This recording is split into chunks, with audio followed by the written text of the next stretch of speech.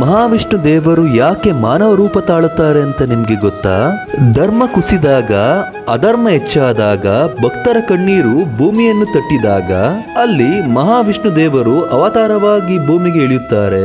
ಹಾಗೆಯೇ ಬೇರೆ ಬೇರೆ ಯುಗಗಳಲ್ಲಿ ಬೇರೆ ಬೇರೆ ಅವತಾರಗಳನ್ನ ಎತ್ತುತ್ತಾರೆ. ಎಷ್ಟೋ ಜನಗಳಿಗೆ ದೇವರ ಬಗ್ಗೆ ಏನು ಗೊತ್ತಿರಲ್ಲ, ತಪ್ಪು ಅಭಿಪ್ರಾಯಗಳನ್ನ ತಿಳ್ಕೊಂಡಿರ್ತೀರಾ.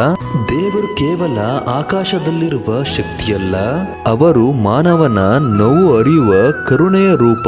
ವಿಷ್ಣು ದೇವರು ಸೃಷ್ಟಿಯ ಪಾಲಕನಾಗಿ ಲೋಕದ ಧರ್ಮವನ್ನು ಕಾಪಾಡುವ ಮಹತ್ವದ ಕಾರ್ಯವನ್ನು ಮಾಡುತ್ತಾರೆ.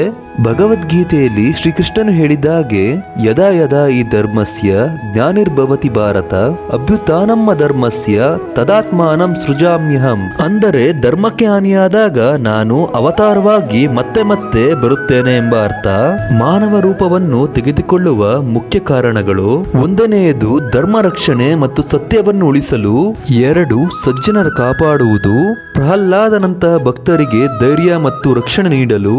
3 ದುಷ್ಟ ಸಂಹಾರ, ರಾವಣ, ಕಂಸ, ಹಿರಣ್ಯಕಶಿಪುನಂತಹ ರಾಕ್ಷಸರನ್ನು ನಾಶ ಮಾಡಲು. 4 ಮಾನವರಿಗೆ ಆದರ್ಶ ತೋರಿಸಲು, ರಾಮನಂತೆ ಸತ್ಯ, ಕೃಷ್ಣನಂತೆ ಜ್ಞಾನ ಮತ್ತು ಪ್ರೀತಿ ಕಲಿಸಲು. 5 ಭಕ್ತರೊಂದಿಗೆ ಹತ್ತಿರವಾಗಲು. ಮಾನವನಿಗೆ ಜ್ಞಾನ ಮೋಕ್ಷ ಸಿಗುತ್ತದೆ.